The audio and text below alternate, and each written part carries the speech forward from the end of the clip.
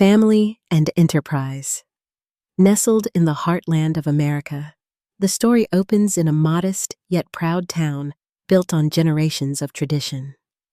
At its center stands the Harrington family, whose food processing business has long been a cornerstone of the community. The company, Harrington Foods, occupies a sturdy red brick building at the edge of town, a symbol of both resilience and the weight of legacy. The roots of the business. The foundation of Harrington Foods was laid by the family's patriarch, Henry Harrington, a man of strong convictions and old-fashioned values. Over decades, he transformed what began as a small canning operation into a regional supplier, earning respect among local farmers and merchants alike. The office walls are lined with black and white photographs of Henry shaking hands at harvest festivals, or working the original assembly line beside employees who have, in many cases, become family themselves. This legacy has fostered fierce loyalty among both staff and long-term clients, many of whom remember the business's humble beginnings. Henry's belief that hard work, honesty, and family come before all else dictates the rhythm of both the factory and the Harrington household. Inside the Harrington family. The Harrington family consists of Henry, his gentle yet sharp-witted wife, Ellen, their ambitious daughter, Clara, and their only son, Michael. From an early age, Clara demonstrated a keen intellect and a natural acumen for business, quickly picking up financial reports, identifying process bottlenecks, and forging new customer connections while still in college. Her passion and commitment even convinced a handful of local stores to test-run Harrington Foods' first organic product line. In contrast, Michael, though affable and well-liked, has always struggled to find his own direction. He enjoys the community respect that comes with the family name, but lacks the discipline and drive that define his sister. Instead, Michael gravitates towards the marketing and sales teams, where his sociability is an asset, but his lack of deep industry understanding shows. Ellen Harrington, aware of the complex dynamics, walks a careful line as mediator, offering gentle advice to Henry while nurturing both children's strengths. She quietly encourages Clara's ambitions, but also seeks to protect Michael from the crushing weight of expectation. Family traditions and gender expectations. As the company grows, the expectations surrounding succession intensify. Henry's era came with an unspoken rule. Sons inherit the family business. Daughters support from the sidelines or from a desk in bookkeeping if they insist on having a place at all. Despite the changing tides in the outside world, these traditions remain strong in Henry's mind. He believes passing the torch to Michael is not only the natural order, but a duty.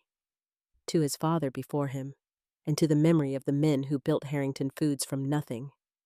Clara, for her part, yearns for an opportunity to prove herself, but she's acutely aware of the invisible ceiling imposed by tradition and her father's deep-seated beliefs. Family dinners often circle back to the topic of business, a delicate dance of pride, frustration, and longing for recognition that is felt, but rarely spoken aloud. The company's atmosphere and community influence. Within Harrington Foods, the atmosphere is one of camaraderie and old-school loyalty. Employees watch the evolving family dynamics with a mixture of hope and apprehension. Many know Clara's contributions, and some quietly question the wisdom of sticking with tradition in a changing market. Beyond the factory gates, the townsfolk take pride in their company as a stable employer and fair partner to local farms. Any decision within the Harrington family also ripples through the tight-knit community. The success or failure of the business holds consequences for everyone. Seeds of change. As the chapter closes, the stage is set. The Harringtons must soon face decisions that pit loyalty and love against progress and pride. The tension between history and the future is palpable in boardrooms, at family meals, and in quiet moments when Clara gazes out at the fields, dreaming not just of what she wants for herself, but of what legacy truly means. The turning point. The warm familiarity of daily life at Harrington Foods is suddenly disrupted with news that will forever alter the course of the family and their business. As summer gives way to fall, tension simmers beneath the surface of the Harrington household and among the employees who sense that a momentous decision is approaching. A decision Henry Harrington has delayed for too long. The announcement. It is in the midst of a weekly management meeting, under the dull glare of fluorescent lights and in the presence of senior staff, that Henry makes his intentions clear. After months of speculation, he officially announces that his only son, Michael, will be the next managing director of Harrington Foods. The proclamation is greeted with hesitant applause and awkward glances, particularly from those who have witnessed Clara's growing leadership over the years. Clara, seated just 2 chairs away from her father, tries to maintain composure. Her mind races, recalling countless nights spent analyzing company reports and endless hours she poured into strategic planning, marketing renovations, and customer relationships. Each memory is a silent testament to her capabilities. Yet, in this public moment, all are overlooked. Private reactions. The fallout is immediate and deeply personal. Back in the privacy of her home, Clara's disappointment turns to quiet rage. She knows she is the more qualified candidate, having introduced innovative solutions and driven profitability during difficult years. Ellen, her mother, witnesses her daughter's pain but feels powerless against Henry's stubborn adherence to tradition. Michael, for his part, is caught between relief and discomfort. He senses the staff's skepticism and is well aware of his lack of hands-on experience.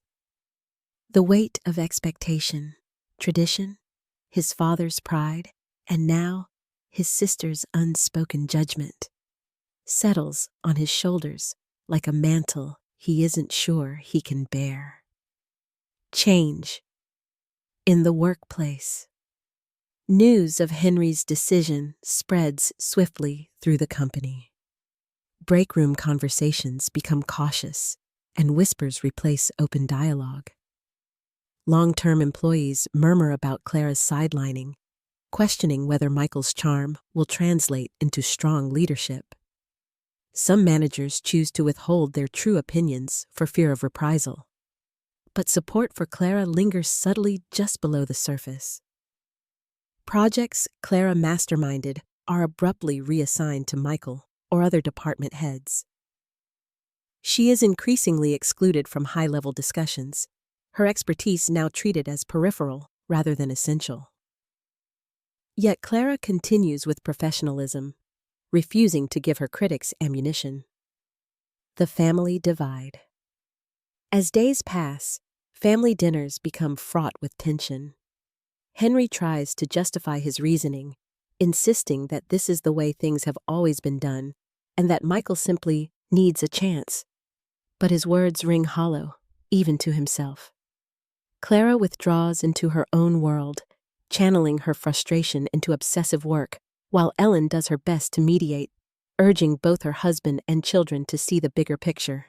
Michael, increasingly aware of his new responsibilities, seeks out Clara privately for her advice. Their conversations are brief and awkward. Though Clara helps, she begins to question her own place within both the family and the business she helped build. Early signs of trouble. With Michael at the helm, cracks in the company's operations begin to show. He struggles to make firm decisions, often reversing course in response to conflicting advice from managers. Long-standing clients express confusion about the company's direction, and a few hint at reconsidering their contracts. Employee morale begins to slip, as uncertainty replaces the quiet confidence that had once defined Harrington Foods. Clara watches in silence, torn between hope that Michael will step up and dread that her father's legacy, in which she has invested so much, may soon be in jeopardy. The crescendo. The chapter culminates with a family meeting in the living room, a last desperate attempt at reconciliation. Henry, still clinging to his beliefs, assures everyone that things will improve if they just persevere. Clara listens, but for the first time, she feels a deep and unsettling clarity. Her skills will not be recognized here, no matter how hard she works or how much she cares. As the family disperses, Clara stands by the window, her gaze fixed on the distant glow of the factory lights. Something inside her shifts. The turning point has arrived, not just for the business, but for her own sense of agency. What she chooses next will define the future, not only for Harrington Foods, but for herself. Dismissal and new beginnings. Tension that had steadily simmered beneath the surface at Harrington Foods finally erupts, setting the stage for profound change. For weeks after Michael's promotion, the atmosphere in the company grows increasingly strained. Employees overhear curt exchanges behind closed doors. Directives become muddled, and productivity plummets as confusion seeps into the daily routine. Everywhere, Clara feels the walls closing in. A sense of being marginalized, her presence more tolerated than welcomed. The incident. One rainy Monday morning, everything comes to a head. An order critical to a major client is mishandled, a byproduct of Michael's indecisive leadership and the lack of clear communication among department heads. When the client threatens to withdraw future business altogether, Henry's frustration boils over. Rather than own up to the source of the mistake, the blame lands squarely on Clara. Her involvement in the project had been minimal, but her reputation as the more competent sibling makes her an easy scapegoat in the eyes of her father, who is unwilling to see his son falter so soon after assuming leadership. With a heavy heart and a cold sense of inevitability, Henry calls Clara into his office. The walls, once lined with family photos and evidence of teamwork, now feel cold and alien. In a strained voice, Henry tells his daughter that circumstances leave him no choice. Clara is to leave Harrington Foods, effective immediately. The words land with the force of a physical blow, and though she tries to maintain composure, a quiet ache settles deep within her. The aftermath. Packing up her belongings late at night, Clara's mind is a tangled web of disbelief, hurt, and anger. Years of dedication, late evenings, missed holidays, and sacrifices for the family business seem to evaporate in that single, hollow moment. As she exits the building, a quiet rain soaks the deserted parking lot. She breathes in the scent of wet earth and steel, the familiar sights of her hometown suddenly foreign and unfriendly. At home, the news unsettles her mother, Ellen, who offers comfort while wrestling with her own sense of helplessness. Some family friends express outrage at the injustice of the decision. Others, out of loyalty or fear, keep their distance. Even Michael, torn by guilt, can barely meet her eyes. A period of darkness. The days that follow are some of the loneliest Clara has ever known. The foundation of her identity, her role at Harrington Foods, has crumbled. She cycles through emotions, numbness, resentment, grief, and finally, the faintest hint of resolve. It is Ellen who gently urges Clara not to let bitterness take root. Over quiet cups of tea and long walks through autumn leaves, her mother reminds her of her own worth. That business wouldn't have weathered the tough years without you. Remember that. Clara's friends, too, rally around her. Some offer practical support, names of legal advisors, contacts in nearby towns, suggestions for next steps. One longtime confidant, Jenna, acts as both a sounding board and, gradually, a partner in restless brainstorming sessions. It starts as a way to distract herself, but slowly the conversations shift from what she's lost to what she might build. Planting the seeds of rebirth. Freed from the constraints of her father's expectations and company traditions, Clara dares to imagine what her own company could look like. Late nights become sessions of research and note-taking. She analyzes the market, identifies gaps left by Harrington Foods' increasingly out-of-touch approach, and sketches out a new business model, one focused on transparency, sustainability, and genuine partnership with suppliers and clients. Her network proves invaluable. Quietly, several loyal clients reach out, expressing sympathy and, more importantly, interest in whatever venture she may dream up next. Some trusted former colleagues offer insights into the company's internal issues, reinforcing her belief that her departure was driven by more than just one failed order. Others, still committed to the idea of a better business, hint that they'd jump at a chance to work alongside her again. The first steps, though obstacles loom large, funding, legal paperwork, skepticism from some in the tight-knit community, Clara is no stranger to challenge. She pulls together a modest amount of capital, leveraging her savings and a small loan. Jenna officially joins as her first partner, becoming both sounding board and co-founder. Together, they secure a tiny office on the edge of town, fill a whiteboard with ideas, and take the first tangible steps toward bringing their vision to life. Clara's mindset has quietly shifted. The bitterness that once threatened to consume her is tempered into determination, an unwavering focus on building something better, not just for herself, but for others left behind or undervalued by the status quo. With each new partnership and small victory, doubts are gradually replaced with hope. The chapter closes as Clara locks the door to her fledgling company's simple new office for the night. She looks back, not with regret, but with anticipation. The future is uncertain, but for the first time in a long while, it is truly hers to shape. The tumultuous startup.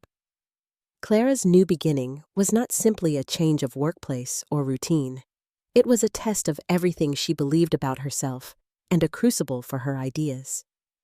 The tiny office she and Jenna rented on the edge of town was as far from the sprawling Harrington Foods factory as one could imagine. The ancient linoleum floor creaked, the windows stuck in their frames, and every drafty breeze reminded Clara of what she had abandoned: security, structure, and her family's legacy. But nestled atop battered filing cabinets and cluttered on the desk were stacks of legal pads, product sketches, and hopeful plans. A testament to the raw energy that crackled between her and Jenna each day. Growing pains. The first obstacle was money. Clara poured her limited savings into the business. Jenna contributed what she could, but even scraping together enough for basic equipment was an ordeal. They passed on fancy office chairs in favor of thrift store finds. Their website was built late at night on a borrowed laptop, riddled with small imperfections but exuding an authenticity that resonated with their vision. More than once, Clara caught herself calculating how long her modest reserves could last if no clients came. Bank loans were an uphill battle. Local lenders, though polite, seemed uneasy supporting a young woman with no physical assets and an unproven company in the same industry that Harrington Foods had long dominated. "Come back after you've got a few confirmed contracts," they said, their smiles sympathetic yet immovable. Clara left each meeting with a fiery blend of frustration and resolve. Suppliers, too, needed convincing. The Harrington name carried weight, sometimes helpful, often a hindrance. There were those who remembered her from past negotiations and respected her shrewd focus, but others worried about risking long-standing relationships with her old employer. Calls went unanswered. One distributor, an old friend of Henry's, even hung up when she introduced herself. But for every door that slammed shut, another cracked open, usually thanks to persistent follow-up and to recommendations from Jenna's wide circle of acquaintances in the local food scene. Winning allies in unexpected places. Not all hope came from outside. Clara's old colleagues, bound by non-compete clauses or loyalty to Harrington Foods, could not work for her directly, but they offered advice on everything from production scheduling to avoiding legal snares. Some, concerned about retaliation, met her quietly in out-of-town diners, sliding manila folders of market research across sticky tabletops. It was during one such clandestine meeting that Clara heard whispers of dissatisfaction at Harrington Foods. Product quality was slipping, order fulfillment was inconsistent. Some loyal customers felt the old company's leadership had lost touch. These rumors became a quiet encouragement that her venture, if handled with care, could truly fill a void. A few key customers, independent grocers and niche boutique shops, risked the old management's displeasure and placed modest trial orders with Clara's company. "You always delivered for us before, Clara," murmured one elderly shopkeeper as she handed over a check small in value but enormous in significance. "We trust you." Those first partners formed the foundation Clara would build upon, emboldening her through the challenges ahead. Creating identity, a business with a difference. From the outset, Clara was determined that her company would be more than just a clone of Harrington Foods. Late-night ideation sessions with Jenna led to the creation of a brand rooted in principles neglected by her old family firm. Radical transparency, environmental stewardship, and fair partnership with producers. They promised to publish clear sourcing standards, to pay farmers on time and above market rate, and respond to customer feedback with transparency rather than defensiveness. Branding sessions took over the tiny office, whiteboards crowded with mission statements and logo drafts. Jenna, with a marketing background and a knack for digital storytelling, spearheaded their social media, a language Clara had rarely spoken while at her father's company. Their posts celebrated local producers, showcased behind-the-scenes failures and triumphs, and even poked fun at their scrappy setup. Some early photos went viral, earning them a modest but fiercely loyal following. These deliberate differences were not just strategy. They were lifelines, ways to distinguish their new company in a crowded market and chip away at the institutional inertia that protected Harrington Foods from real competition. Legal landmines and community scrutiny success brought new headaches. Not long after Clara's soft launch, her father's company sent a sternly worded letter hinting at possible breaches of confidentiality and non-compete agreements. Clara, no stranger to family drama, found herself staring down a battle not just for survival, but for the right to exist at all. Legal fees loomed. She and Jenna combed through every document, ensuring they never used proprietary recipes or customer data. Rumors swept through town. Some saw Clara as a maverick, others as a traitor, and the line between personal and professional life blurred. At local events, old acquaintances sometimes avoided her gaze. Others congratulated her in private, eager to avoid Henry's notice. Even her mother, though supportive, implored her not to make enemies she might regret acquiring. The toll and the spark. For every small win came a setback. Machinery broke down. A shipment was lost in transit. One of their first employees quit after a week, unable to handle the workload. Some nights, Clara went home, collapsed on the rented couch, and wept from exhaustion. Jenna threatened, half seriously, to quit and take up goat farming in Vermont.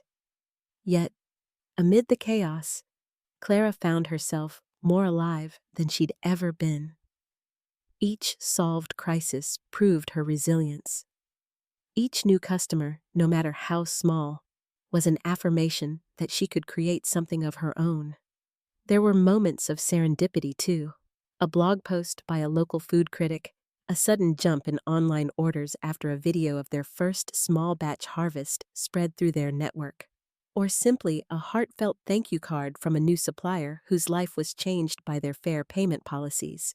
Toward the future. By the end of that first harrowing quarter, Clara's new company was still tiny, still vulnerable, but undeniably real. They landed a contract with a regional supermarket chain, small by big industry standards, but massive in the world she had created from scratch. She and Jenna threw an impromptu office party, store-brand soda, 2 slices of pizza, and a single candle stuck upright in a cupcake. It wasn't luxury, but it was honest, and Clara felt a pride uniquely her own. She knew there were many battles left to fight. Competition from her family's company would only escalate, and not everyone in the community would support her path. But the seeds had been planted.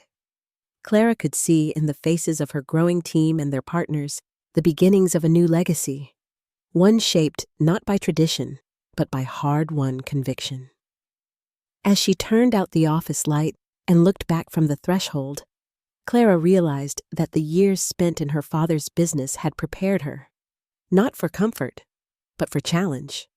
The future loomed, uncertain but full of possibility, and for the first time, the story was hers to write. The Business Showdown. The town that once knew just one name in the food processing business was learning to watch two: Harrington Foods, the red brick establishment entrenched with decades of reputation, and the nimble, fast-rising operation founded by the company's own prodigal daughter. The air crackled with rumors, with loyalty torn between tradition and promise, and everyone, from local farmers to grocery owners, felt the tremors as the two companies moved from strained coexistence to outright competition. A shifting market landscape. What started as a quiet ripple turned quickly into a whirlwind.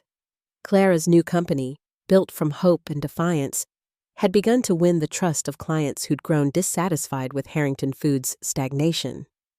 Where once suppliers might fear repercussions for jumping ship, now there was a sense of inevitability.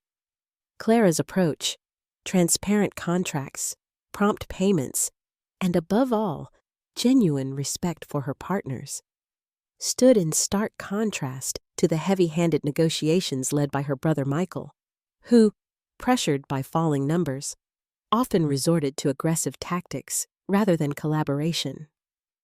The market, once neatly split along family and legacy lines, now seemed up for grabs.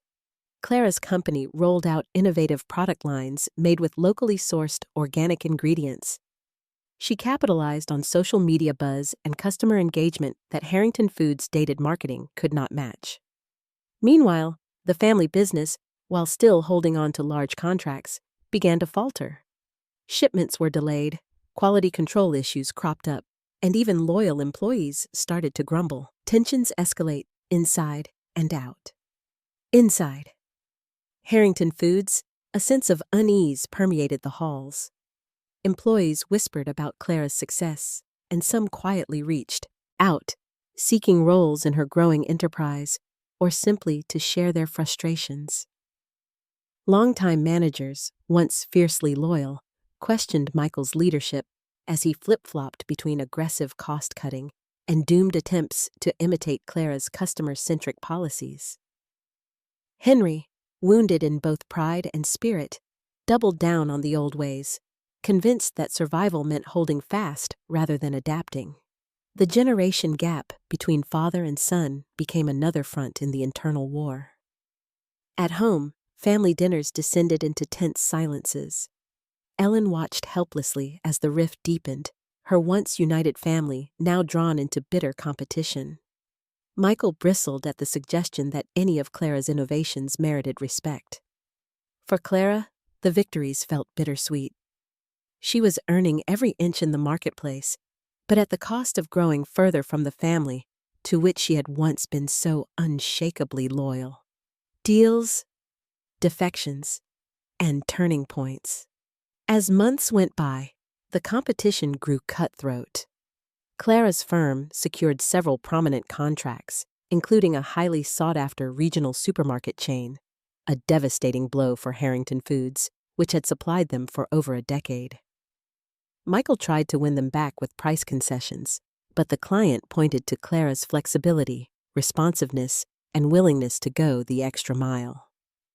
Defections followed.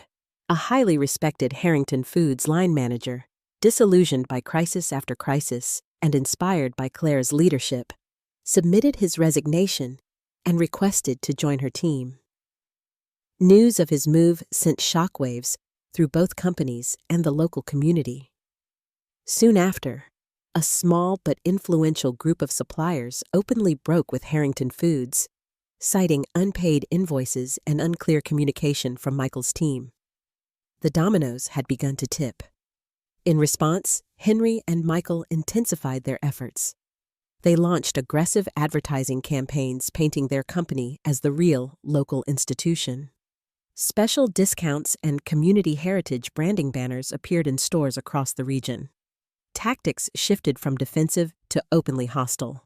There were legal threats, attempts to poach Clara's employees, and even pressure on local shops to drop her products under threat of losing Harrington Foods goods altogether. The cost of war.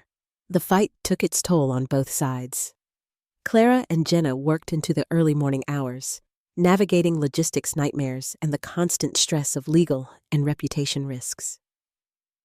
Profits, when they came, were quickly reinvested in growth. Leaning heavily on lines of credit and the goodwill of investors sympathetic to their mission. Their small team weathered burnout and moments of soul-searching, clinging to the idea that the integrity of their business model mattered more than fast financial gain. On the other side, Harrington Foods bookkeepers watched numbers plummet. Layoffs became inevitable, and word on the street spread fast. Families that had known steady work for generations now faced uncertainty. Michael's self-doubt mounted as every attempt to steady the ship only seemed to hasten its listing. Henry became more withdrawn, slipping into his office to pore over old records and newspaper clippings, haunted by the possibility that he might be the one who oversaw the company's collapse. New solutions and public perception. Despite the exhaustion and pressure, Clara excelled in crisis. Faced with a supply chain disruption after an unexpected drought, she convened partners and orchestrated a temporary co-op of small farmers. A move that not only solved her company's immediate problem, but also cemented her reputation as an innovative and community-oriented leader. The local newspaper featured her in a front-page spread, prompting an outpouring of support from young entrepreneurs and longtime residents alike. The business showdown was no longer just a contest between father and daughter, or old versus new. It was now a referendum on what kind of future the town wanted. Some community members criticized Clara, fearing for the fate of the company that had long been a source of pride and stability. Others lauded her courage, seeing her not as a traitor, but as someone who refused complacency and dared to make things better for everyone. Her family, and a town, at a crossroads. As the fiscal year drew to a close, the effects of the showdown rippled outward. Harrington Foods' losses forced painful decisions, while Clara's unexpectedly rapid growth posed risks and opportunities she'd never fully anticipated. Quietly, community leaders debated the wisdom of backing her vision or risking the implosion of the longtime employer. Friends, neighbors, and even former rivals found themselves discussing not just products and paychecks, but values, change, and belonging. The chapter's final days found the Harringtons each locked in private battle. Henry pacing late at night, Michael wrestling with a creeping sense of inadequacy.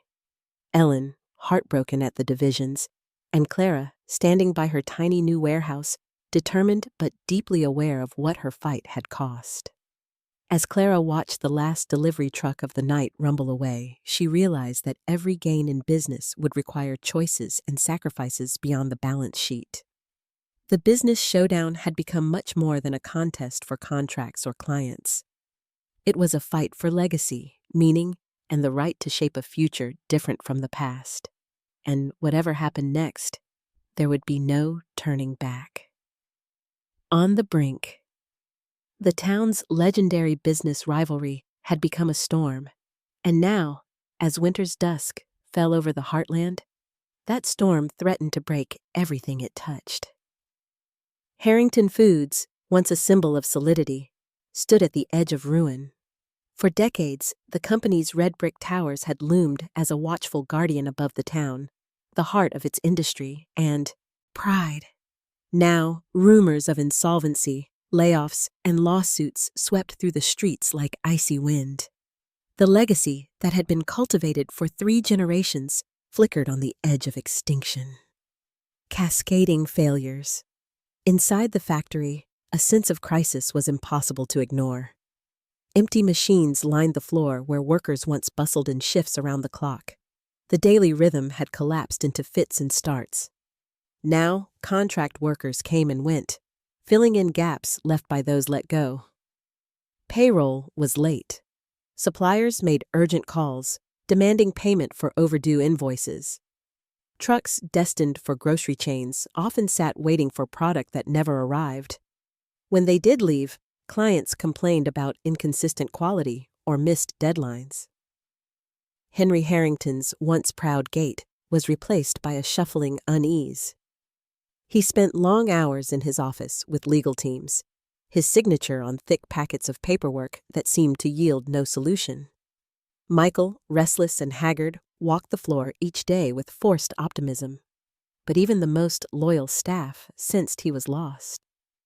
The weight of leadership had grown crushing, his lack of experience exacerbated by the pressure of expectations and by his own gnawing self-doubt. Crumbling reputation. The trouble could no longer be hidden. Local news outlets published headlines questioning Harrington Foods' future. Worried community members speculated at diners and town halls about whether the business could be saved. Parents who had grown up with the company as a fixture in their lives worried for the jobs of their children. Competitors circled, and opportunistic lawsuits from former partners and disgruntled clients landed on Henry's desk with alarming frequency. Behind closed doors, furious arguments erupted among senior staff. Some argued for drastic cost-cutting, including shuttering entire product lines, while others pushed for desperate deals that could mortgage the company's valuable assets. Ellen did what she could to keep family discussions civil at home, but the exhaustion bled into every corner of their lives, straining even the quietest moments. A family at its fracture point. Late at night, Henry sat alone in his study, poring over balance sheets and old photographs. He remembered the years of plenty, community picnics starring their products, awards won, the praise from his father when a risky bet paid off.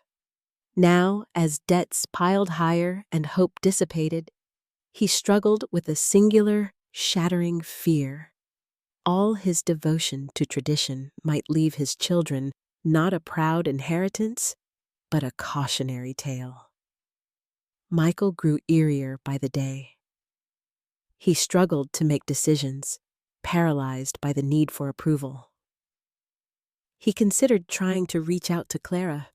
Her absence seemed louder than any criticism, her name uttered in whispers by staff who remembered her focus and adaptability. But the shame of how things had ended, of how she'd been blamed and cast out, kept him silent. Ellen watched her, family and the company tear at themselves. The house felt cold, conversations brittle. She urged Henry to consider all options, even the unthinkable, but tradition had calcified around him so long that he barely heard. Love and pain coiled together in her heart as she witnessed her family unraveling. Searching for a lifeline. One morning brought a powerful jolt. A notice of intent to terminate a multi-year contract landed on Henry's desk. The client, a national retailer and one of their last remaining anchors, had lost patience with delays and discrepancies. Their loss would mean not just a disastrous profit hit, but quite possibly bankruptcy. The board demanded a solution. Tensions exploded in a marathon emergency meeting. Accusations flew. Michael was out of his depth. Henry was stuck in the past.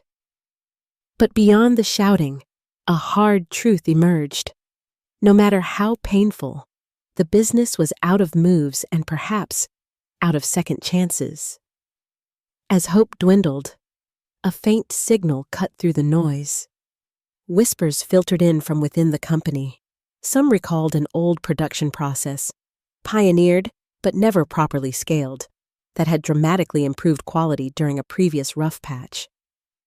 The method was controversial, too innovative for Henry's cautious approach in the past, yet spoken of with a kind of awe by those who witnessed Clara champion it years earlier.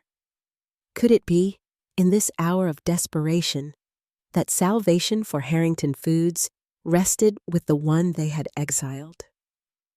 Community tensions and the human cost. While the company reeled, the ripple effects in town were immediate. Laid-off workers found themselves scrambling for other jobs, some leaving the region entirely. Local cafes and shops saw sales dip, anxious about the future. Farmers, many of whom had supplied the Harringtons for generations, agonized over the loss of a key buyer and wondered who might step in, or if anyone could. Some community members voiced support for Clara's rising company, while others resented her success, blaming her for rocking the boat. Meanwhile, investors and townsfolk gossiped about whether the Harringtons would swallow their pride and seek help from the very daughter they'd driven away. In meeting rooms and kitchen tables across the community, neighbors debated the path forward. Should the legacy be preserved at any cost, or was it time to let go, adapt, or even embrace a new kind of leadership? The hardest decision. Against mounting pressure, the family faced nights of soul-searching. Michael, usually eager for distraction, began poring over Clara's old proposals in secret, searching for the elusive process whispered about on the floor. Ellen gently reminded Henry that stubbornness was not the same as strength. Even Henry, wrestling with memories and regrets, wondered if asking his daughter for help was truly the disgrace he once thought, or instead the only future left. But the question loomed immense as storm clouds. If they asked Clara back, would she even consider coming? Would she help them out of a sense of legacy? Or would she claim her overdue right to lead? And what price would the family have to pay to survive? The edge of change. As winter deepened, Harrington Foods teetered on the brink. Suppliers grew restless, banks called in debts, and employees clung to rumors of rescue or collapse as hope flickered uncertainly. Within the Harrington home, an unspoken tension brimmed on every face. At last, there were no more easy answers, no more time for pride. Change, as inevitable as the turning of seasons, waited outside their door. The chapter closes on Henry gazing into the night, the factory lights blinking dimly through fog. Behind him, Ellen struggles to muster comfort for her family. Down the hallway, Michael sits on his bed, holding a dog-eared folder of his sister's notes. In that silence, the family's destiny and the company's future hover precariously, balanced at the very brink of the unknown, where the next move will define them all. The protagonists return. News of Harrington Foods' impending collapse was no longer just rumor. It cast an unmistakable shadow over every conversation in town. The factory's red brick silhouette, once evoking pride, now seemed to loom with silent accusation. Hushed voices in grocery aisles and after-church gatherings speculated about the fate of the business and the family at its heart. But amid the anxiety, people wondered quietly about the one person who had always seemed destined to lead. Clara Harrington. A reluctant summons. It was nearly midnight when Henry Harrington pulled his coat tighter and left for Clara's apartment. He had rehearsed what he would say. Strategic justifications, business rationalizations. But as he stepped onto her porch and was greeted by familiar potted geraniums, none of it seemed appropriate. For weeks he had dragged his feet, pride and regret warring inside him. Now, desperation edged out both. Clara, who'd expected the visit since news of the terminated contract had rippled through the industry, invited him in. The apartment bore evidence of her new life: spreadsheets on the kitchen table, boxes of local produce by the door, signs of a woman inventing a future on her own terms. Henry sat uncomfortably, removing his hat. There was a long, brittle silence. He proceeded haltingly, his voice uncharacteristically small. Clara, the company, your home, it's in trouble, he began, the weight of history and expectation heavy on each word. He bit back the urge to blame external forces or dredge up the old arguments. We need your help. I need your help. Clara studied her father's lined face. She felt, simultaneously, the ache of old wounds and the pull of unfinished family business. In that moment, she saw Henry not as the infallible patriarch, but as a man afraid to lose everything he'd built, and perhaps the daughter he'd driven away.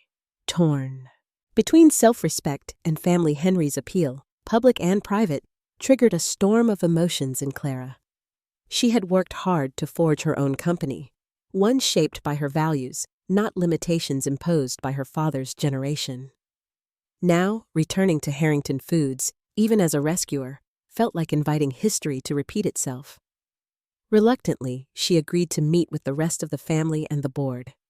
She spent a sleepless night outlining her priorities, replaying memories both painful and formative.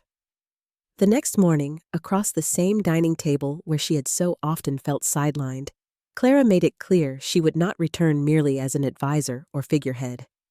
She wanted agency, respect, and the freedom to reshape the company's culture from the inside out.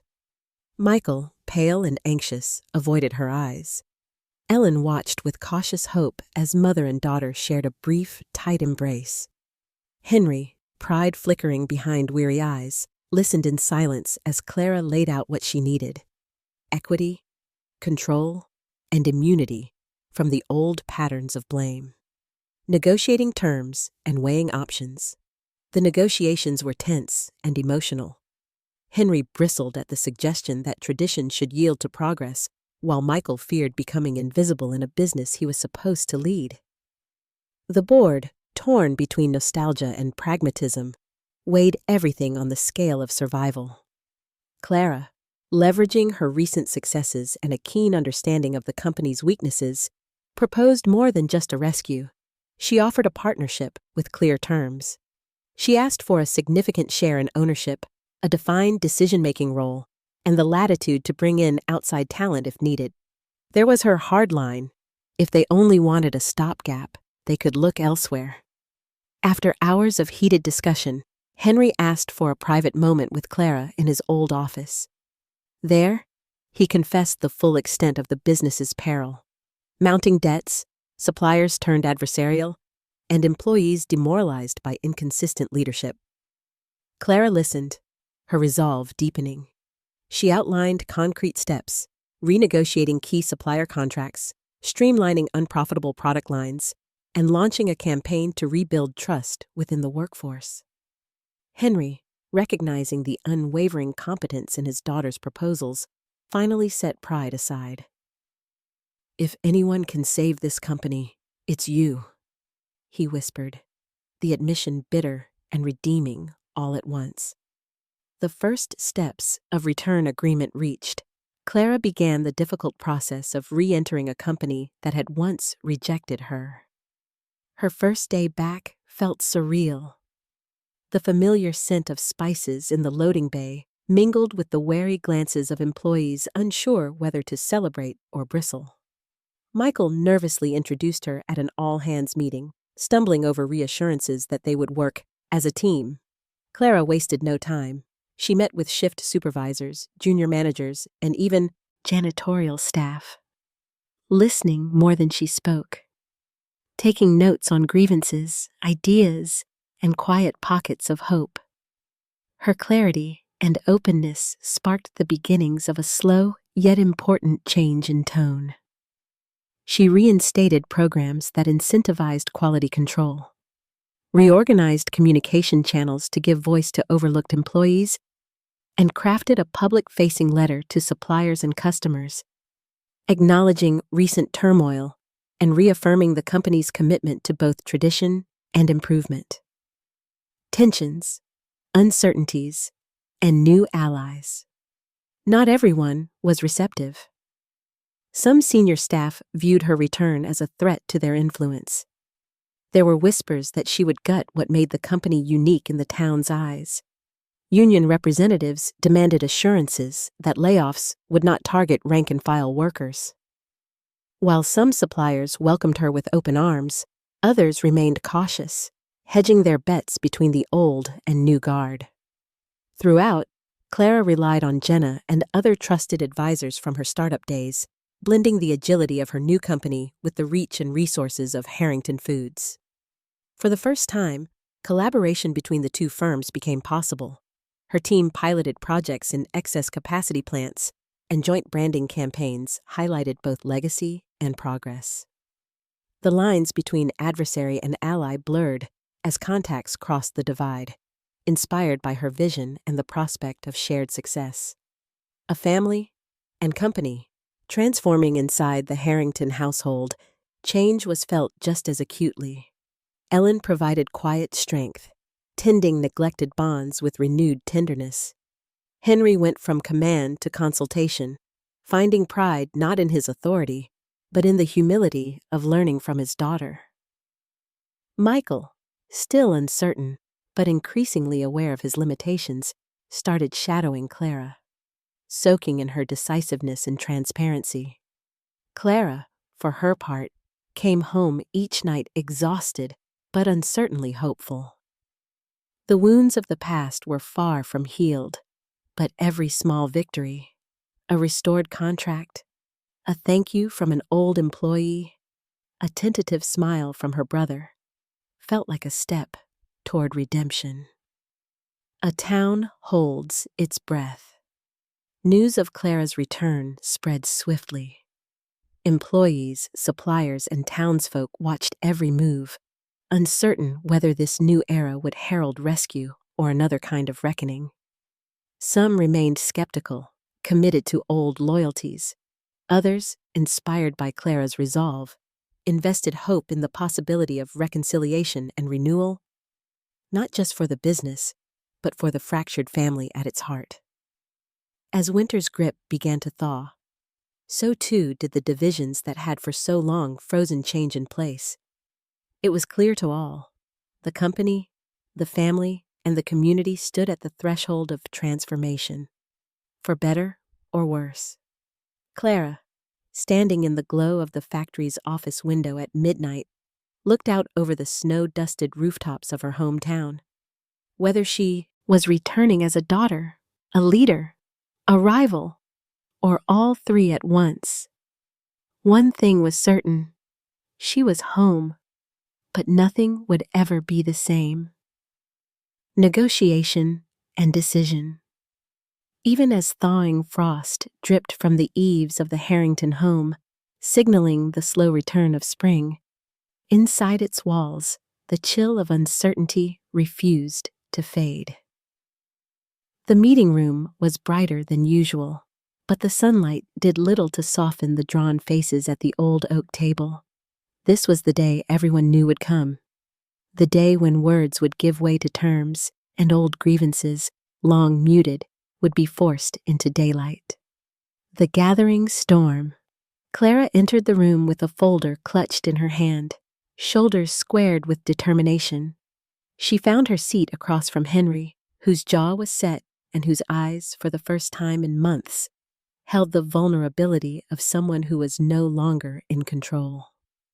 Michael sat beside him, fingers drumming anxiously on the tabletop, while Ellen positioned herself at the far end, quietly radiating encouragement and caution both. Around them, members of the company board filtered in. Some had been fixtures in the business since the first expansion. Others were more recent additions, hired for expertise in legal, finance, or production. Today, titles and tenure mattered less than the stark reality. Survival depended not on tradition, but on willingness to embrace transformation. Setting the terms, Clara began without preamble. I want to be clear. I cannot return to anything less than a true partnership, she said, her voice steady. She outlined her demands: a significant equity stake in the business, a defined executive role giving her authority over operations and strategic direction, the right to restructure teams and bring in new talent, including from her own startup, and contractual protections against the scapegoating and marginalization that had once driven her out. There was a pause, the kind that seems to stretch for hours. Henry's knuckles whitened on the arms of his chair. Michael shifted uncomfortably, struggling to reconcile his own faltering performance with the logic of his sister's proposal. The board members leaned forward, pens poised. Henry cleared his throat to speak, but it was Ellen who broke the silence first. Clara isn't just asking for a seat at the table. She's setting the future course. Henry, you always said this company was about family. Sometimes that means moving forward, not looking back. Tradition versus survival. It wasn't just a family negotiation. It was a reckoning. Henry spoke at length about the pride of legacy, the hardship his own father had faced, and the unspoken rule that the son would always inherit the reins. Our name is on the building, he said, voice thick with emotion. There are things I never imagined changing. Clara didn't flinch. I'm not here to erase what you built. I want to save it, evolve it. The only way we survive is by admitting that what worked before is broken now. We need innovation, accountability, and a willingness to let go. Michael surprised them both by admitting his own doubts. If we keep doing what we've been doing, we'll lose everything. Dad, I can't fix this on my own. I know that now. He looked at Clara with something close to gratitude. The tension of negotiation. The hours wore on in a blur of offer and counteroffer. The board challenged Clara to explain how her changes would bring the company back from the brink. Her answer was methodical. Streamline product lines, improve supplier relationships, modernize distribution channels, invest in transparency and workforce morale. She referenced case studies from her startup, described the vendors already waiting for a sign of stability, and laid out a rough timeline for a turnaround.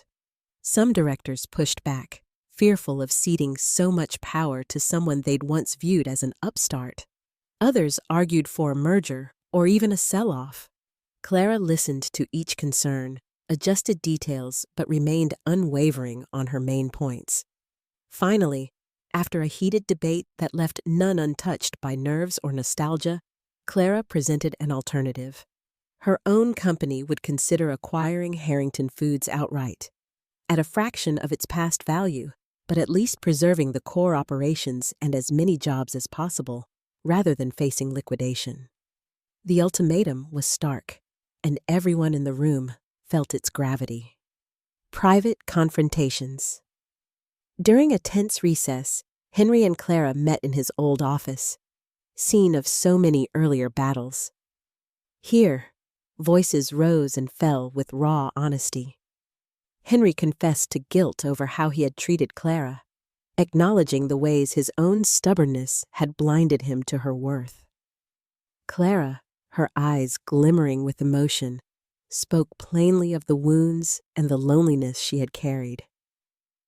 The conversation ended not in warm reconciliation, but in mutual understanding. Whether or not I call you boss, Henry said, you've earned my respect. Whatever happens, this is your legacy too. Ellen quietly entered as they emerged, wrapping both father and daughter in a silent embrace that said what neither could manage aloud. That family had to matter, even as everything else changed. The final vote.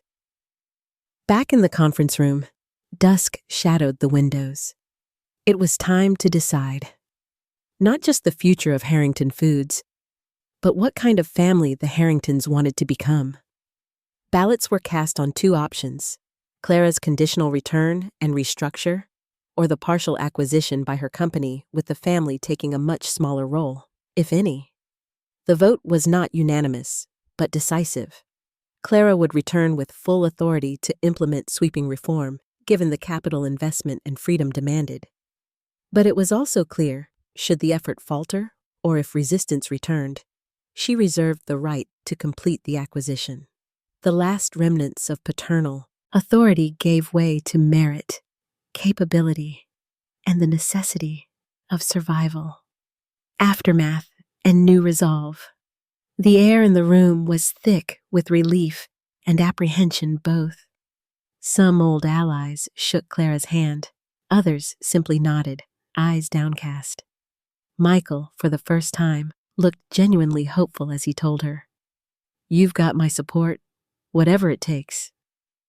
Henry sat quietly, shoulders squared with a mixture of resignation and faith. Clara took a long breath, looking around at the faces that had shaped her life. She saw, in their uncertainty, the flicker of hope she herself had brought into the company years ago. This was not a victory or a defeat, but a beginning. A chapter closed, and a far more challenging one was about to open. As she left the room, documents in hand and purpose rekindled, she knew the hardest choices were ahead. But something fundamental had changed. No longer simply a daughter, or rival, or outcast. She was now, indisputably, the leader charged with carrying both her family and their legacy into the future. Where blood and ambition intersect with the ink barely dry on the new agreement, uncertainty still hovered like a shadow over Harrington Foods and over the Harrington family itself.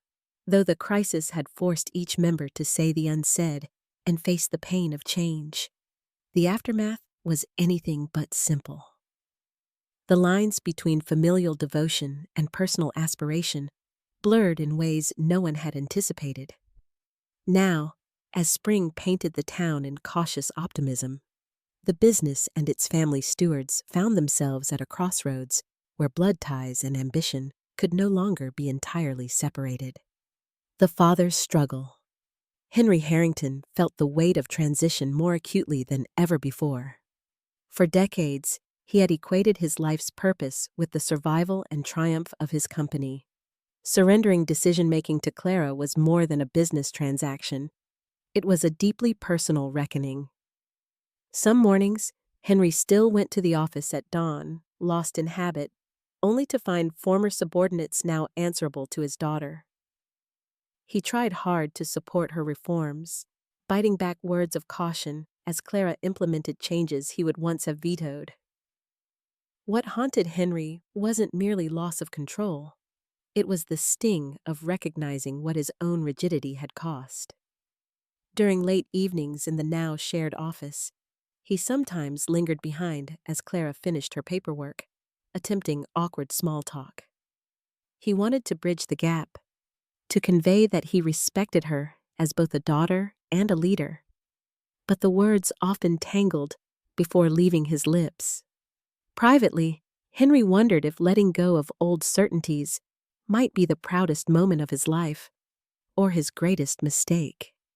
He watched Clara's decisiveness and intellect with awe, tinged by sadness, realizing that beneath the clash of generations lay a well of shared values, expressed differently, but rooted in the same love for family and community. Michael's new purpose. For Michael, the weeks following Clara's return were a study in humility. Stepping back from the top seat initially stung. He felt exposed as staff gravitated towards Clara's clarity and direction. The weight of his earlier failures pressed on him, poor decisions, hesitant leadership, and moments of pride that now seemed embarrassingly transparent. But as the shock of change settled, Michael found room to reinvent himself. Clara, aware that her victory would be Pyrrhic if it meant alienating her brother, offered him a new role, one more aligned with his strengths in community outreach and marketing rather than operational command. At first, the position felt like a consolation prize, but as Michael immersed himself in rebuilding ties with old clients and telling the renewed story of Harrington Foods, he discovered a sense of meaning that leadership at the top had never provided. Through these efforts, Michael began to respect Clara not just as a sibling, but as the kind of leader the company needed all along. Their relationship, while still punctuated by unresolved tensions, became more collaborative. They challenged each other, argued fiercely, and sometimes laughed about how the business had, in a strange way, forced them to grow closer as adults than they had ever been as children. Clara's balancing act. For Clara, the taste of authority was more complicated than she'd imagined.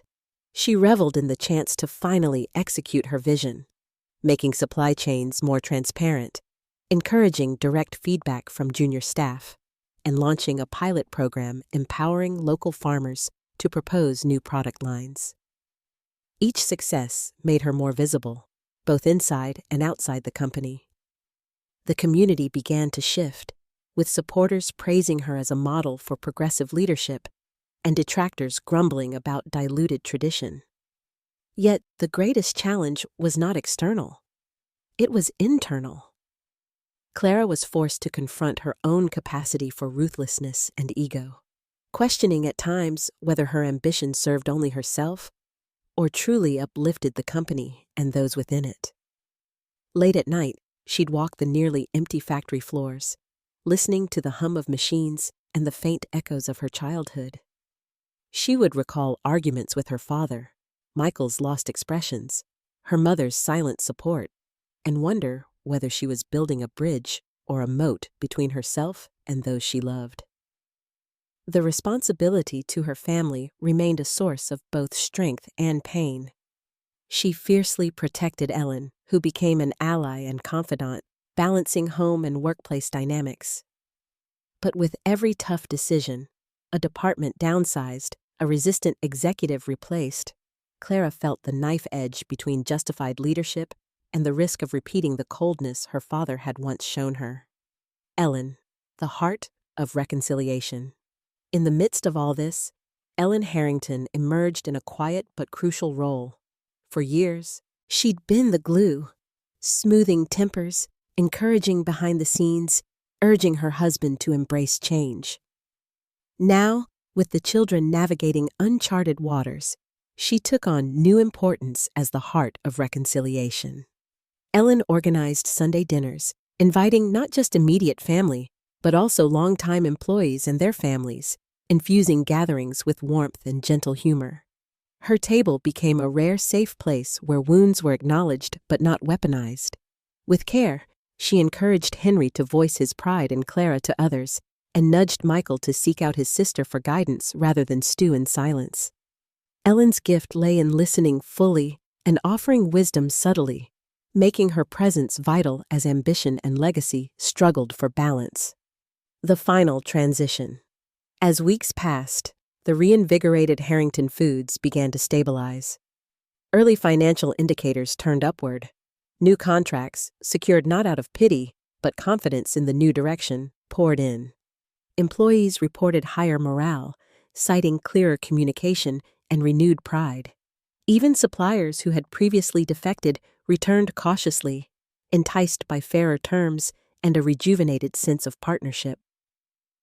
The board convened for a quarterly review in an air strangely devoid of acrimony. Clara presented results, acknowledging her predecessor's sacrifices while making the case for continued innovation. Henry contributed sparingly, but with newfound respect, while Michael championed marketing wins and community outreach data. The board approved further investments in modernization, officially signaling their trust in the new leadership team. Outside, however, the rest of the community watched with a mix of hope and doubt. Some worried about the end of the old Harrington way, while others saw, in Clara's rise and the family's fragile unity, a model for their own evolving lives. The meaning of legacy. As the chapter drew to a close, each family member faced their own reflection. Henry, initially gutted by the transfer of power, found solace in the prospect that the company might not just survive, but thrive in ways he could not have foreseen. Michael accepted the bittersweet lesson that leadership and purpose come in more forms than he'd ever allowed himself to imagine. Ellen, her heart full of pride and relief, saw that the family was not as broken as it sometimes felt. Their bonds had endured, reshaped, but not shattered. And Clara, standing on the rooftop balcony of the factory after another late shift, looked out over the flickering lights of her hometown with a mixture of humility, gratitude, and resolve. She understood now that true ambition was not at odds with loyalty, that to honor both her heritage and her own vision, she must carry them forward with courage unmarred by bitterness. The intersection of blood and ambition, she realized, could be the place where real legacy is born, not out of conquest, but out of hard-won clarity and compassion, an open-ended conclusion. The calendar nudged toward summer as the town, once defined by a single legacy, began to settle into a new era of cautious possibility. Green stirred across the fields, and the once somber air around Harrington Foods now held the hum of renewal, and yet nothing felt simple. The Harrington family, their employees, and the community all found themselves standing at invisible thresholds, eyes turned to horizons that shimmered with both hope and uncertainty. Seeds of the new enterprise. Months had passed since the decisive boardroom vote that handed Clara the helm and empowered transformation. Harrington Foods was no longer just a relic of the past. It pulsed with innovation, humility, and transparent ambition. Process improvements, co-developed with frontline workers and even local farmers, had begun to yield tangible dividends. Employees who had once looked over their shoulders now walked with cautious optimism. The specter of layoffs faded, replaced by talk of training, profit sharing, and even equity options. Clara, though unwavering in her vision, understood that true leadership required listening more than dictating. From the break room to community town halls, she made herself present and accessible. The plant's oldest worker, Mr. Darcy, would joke that he'd never seen a Harrington so much in the trenches, but pride glimmered in his eyes. Junior staff, previously disengaged, now peppered meetings with ideas, some wild, some brilliant, all considered. The business had become something living once again, flawed, striving, and unafraid to admit what it didn't know. But Clara hadn't pulled the company into the future alone. Jenna to her friends, stood as both confidant and challenger, her outsider's perspective ensuring that reforms didn't become mere window dressing. Together, they instituted a policy of radical candor, inviting constructive criticism and even rewarding dissent on strategic decisions. This atmosphere of shared ownership fed a new undercurrent within Harrington Foods, a belief that legacy wasn't preordained, but created every day by everyone involved. Fault lines and fragile progress. Despite the progress, the ghosts of old wounds lingered. Henry, who had moved himself into a modest corner office, sometimes wandered the halls at dawn, touching plaques and faded photographs. He supported Clara's leadership, not always overtly, but with quiet acts. A word of praise to a former rival, a handwritten thank you to a departing retiree. At home, he struggled with purpose, sometimes disappearing into the backyard to garden or reread his father's diary. Some days he felt obsolete. Others, he recognized his place was changing, but not erased. The company bore his imprint, even as that signature grew fainter beneath the energetic scrawl of a new generation. Michael wrestled with the push and pull of pride and humility. He'd discovered he had a gift for narrative, marketing campaigns that connected with the community in authentic ways, partnerships with schools to encourage entrepreneurship, and mentorship programs for local teens.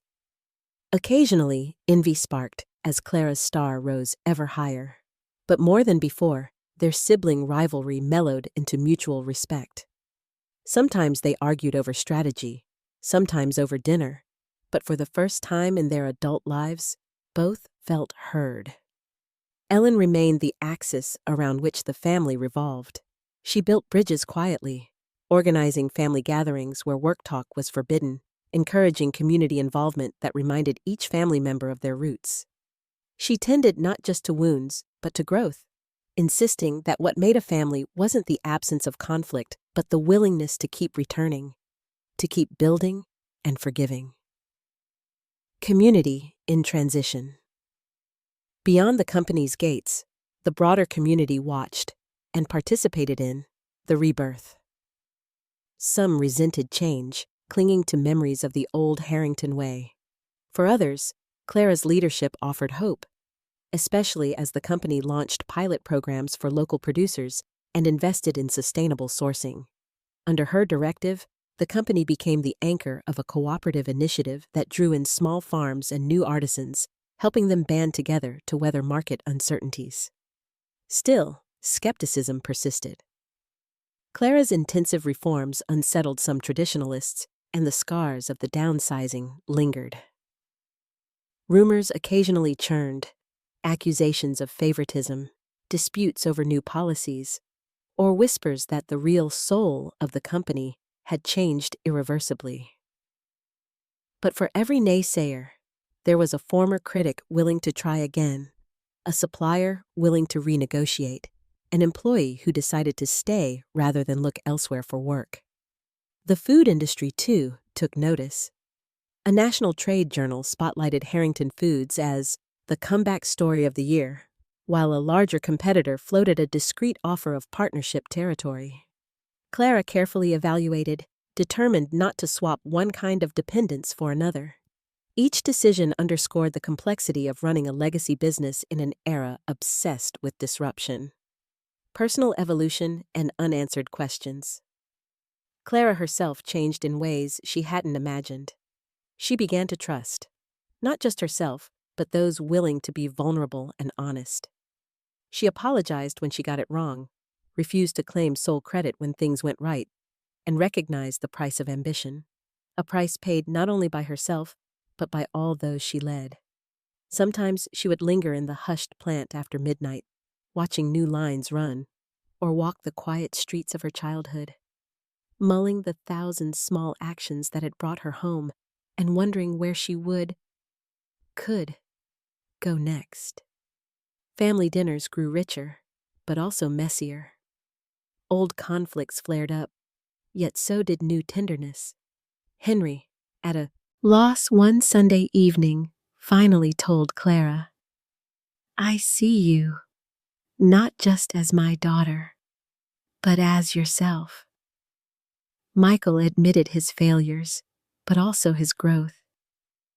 Ellen gave thanks around the table, her voice unsteady. For difficult blessings, and for hearts that kept opening even when it hurt. An unwritten future. As Clara gazed out over the sprawling fields at dusk, she found herself at peace with the ambiguity. She had no guarantee that the company would remain forever in her hands, or that the town would always approve. The future shimmered, uncertain but rich with possibility. New ventures beckoned, perhaps expansion into new markets, perhaps spinning off social enterprises to tackle hunger, perhaps finding time to build a life outside of work altogether. The ending was not triumphant nor tragic. Nuanced and unresolved, it offered only the open road of what comes next. Family not quite whole, but trying.